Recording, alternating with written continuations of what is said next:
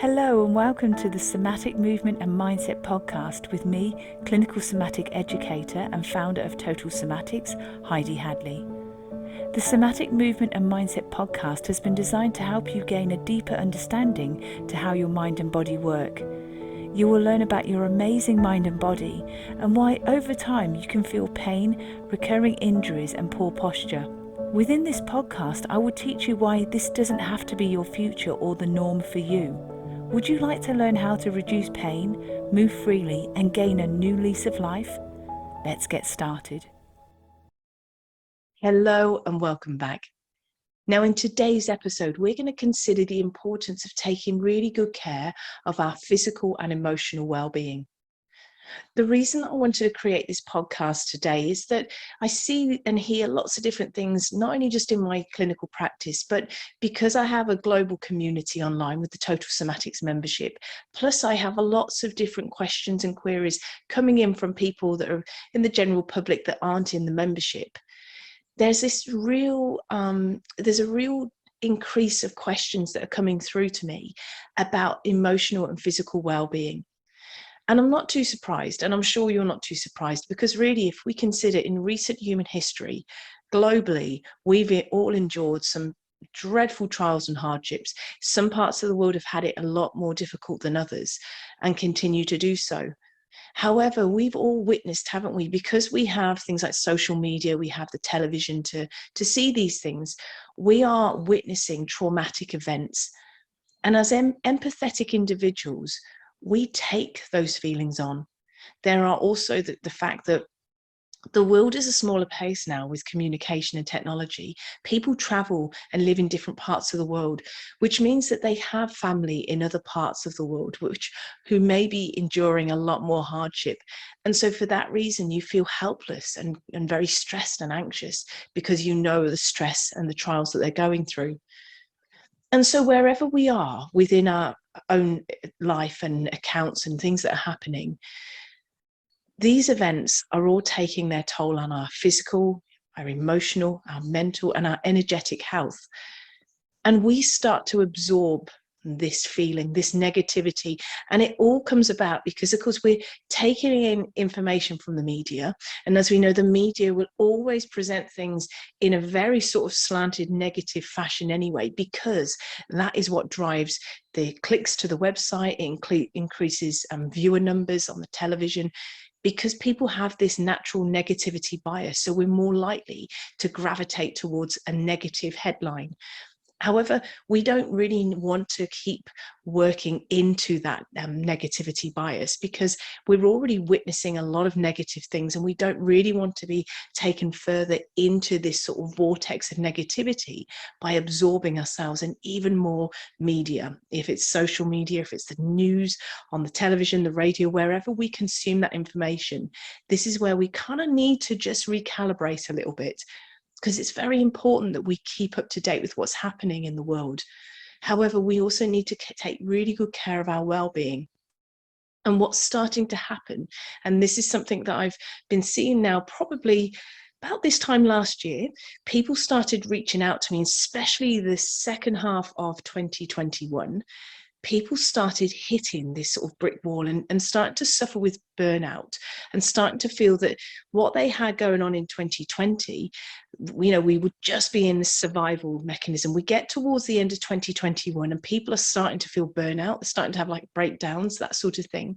It's been really common, and the data out there is showing that's been happening globally. And people are still feeling those effects now because of different events that are happening in the world. So instead of us focusing too much on that negative side of things, what I'd like us to do is consider something really important here. And that is that we actually want to look at our daily habits and notice, are they serving us well? Or could there be a few little ways that we could tweak things? And I know personally, I may have shared this with you before in different settings, but before the pandemic, I didn't really watch a lot of media because I knew of the negativity impact it has on our soma. However, what happened is that you just get into a habit of watching the news, especially when everything started kicking off with the pandemic, and we wanted to know here in Australia when the borders were opening, when we could go back to work. You started hearing the numbers and the figures of different things that were happening. And before you knew it, you were developing a new habit of clicking on at certain times in the day when you knew people of important note within the country were going to announce this information. And so before you knew it, the information then from the pandemic, you'd start watching other things in the media, and it just starts to spiral.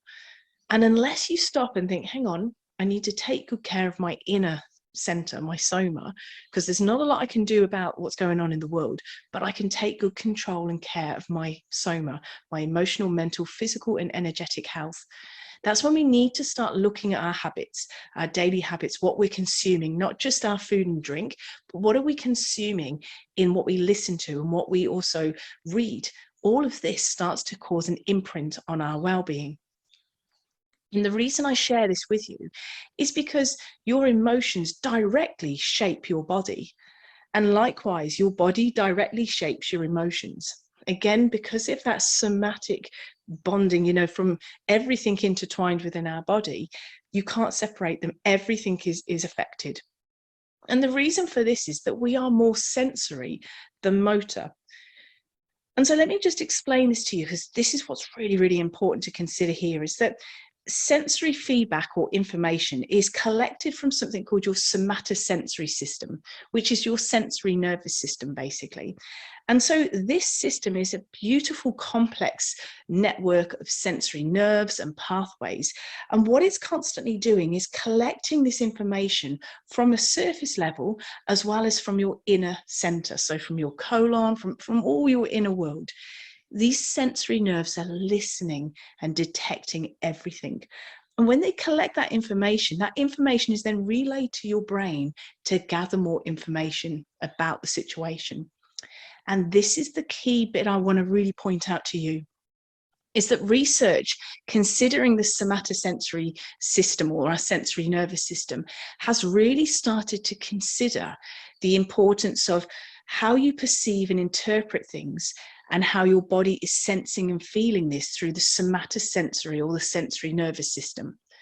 And let me just share a bit of research with you here, because there were a group of people and they were all read this story. Now, the story that they were read could have been interpreted with different meanings, and that's why they deliberately used it for. And so what happened was they were monitoring and assessing the patterns of movement with their facial muscles. They were looking at the activation of their facial muscles. And the interesting results that came about were some people in that group, they interpreted that story as something really sad. And as they interpreted or perceived that as sad, these facial expressions started to show. So when they were monitoring this and looking at their facial expressions, they could see this correlation between facial muscles exhibiting sad, anxious looks, and also starting to see what was going on with brain activity. Likewise, other people in that group, they interpreted the story completely differently. They saw some happiness and some joyousness and lots of positive emotions linked with that story. And as a result of that, from the research, the sensory data from their faces showed that actually their facial muscles were expressing this happy, sort of joyous appearance, and facial muscles were less tense. There was less tension in their facial muscles. And so as a result of this information, what it showed is that the facial muscles that were activated into a sad, anxious state, what they started to do was activate the areas within your brain that are linking in with the stress and the sadness and the disempowering negative stress responses that we get. So it started to play into that part of the brain. Whereas in contrast, the people with the joyous, happy facial muscles, the activation of those facial muscles into your sensory nervous system and all the information that's relayed started to show that areas such as the prefrontal cortex were activated. Now, the prefrontal cortex is an incredible area. The prefrontal cortex focuses on awareness, its focus, concentration, decision-making, emotional intelligence. executive functioning. So it's all of that stuff to really help us create that emotional intelligence, that resilience in everything that we do, less likely to react to a situation, more likely to respond. So we just have those few extra, like nanoseconds, as it were, within your brain, where a person will hear something and they will respond rather than go into a reactive situation. And so this is a really powerful example for us, because whatever we consume, whatever we take in, it starts to change the lens that we perceive when we look out into the world. So depending on what we read, depending on our associates, depending on the music we listen to, all of these different things start to change the lens and the way that we look and we interpret and we perceive the world around us. And as you could see from that very simple research, and there's so much more out there to prove this too, from looking at your facial muscles, the sensory information there is relayed back to your brain. Your brain interprets that information, yet the stories, the perception, how you are reading a situation is very much going to influence your response to that situation. And so that's why it's very important within total somatics that we don't just consider movement. Movement is incredibly important within our whole well-being. But can you see why it's important to look at our mindset and the mindfulness factors involved there? Because you could do all the somatic movements in the world, but unless you change your mindset and create a mindful approach to your daily life with how you read, what you perceive, what you're interpreting, all of this is going to then feed back into your sensory nervous system and change the tension and tone. And you can live in this loop of, again, that catastrophizing or feeling anxious or reacting rather than taking those few extra seconds to actually respond. And when we respond, we have much more of this inner calm and centeredness really from within our soma. And so that's really why I wanted to kind of share this with you today, because there's nobody immune to this. With things that go on in the world, we all need to recalibrate quite often. There are different things in our past, in our life, that can start to show up in different ways. And unless we notice them, we can go back into those old habits. So can you see the importance of allowing ourselves to be vulnerable and noticing when we might be going into old habits and thinking, let's just stop, let's reset, recalibrate, let's just create a little bit of a software reset. And that means that when we live with more of a balanced, more of a total somatic viewpoint to everything, we're less likely to go into those reactive pathways and stress responses too. So that is really why I did create Total Somatics. That's why the membership is available. Now, if you want to join the Total Somatics membership, there are times throughout the year that I open the doors for a few days. The rest of the time, the membership is closed because I'm fully focused on taking care and serving the Total Somatics community. However, if you would really like that focused approach, and we really are quite structured in making sure that it's tailored, it's everything that you need, we consider lots of aspects of your lifestyle, then please go to totalsomatics.com, click on the Join Now page, and then you'll see that there's the opportunity to leave your details on the wait list. And the next time we open the doors to the membership, you are more than welcome to join. However, in the meantime, there are other things that you can do just to keep yourself with your finger on the pulse with Total Somatics. So if you go to totalsomatics.com, click on the shop page, you'll see that you can buy audio classes, and there's workshops that I've created.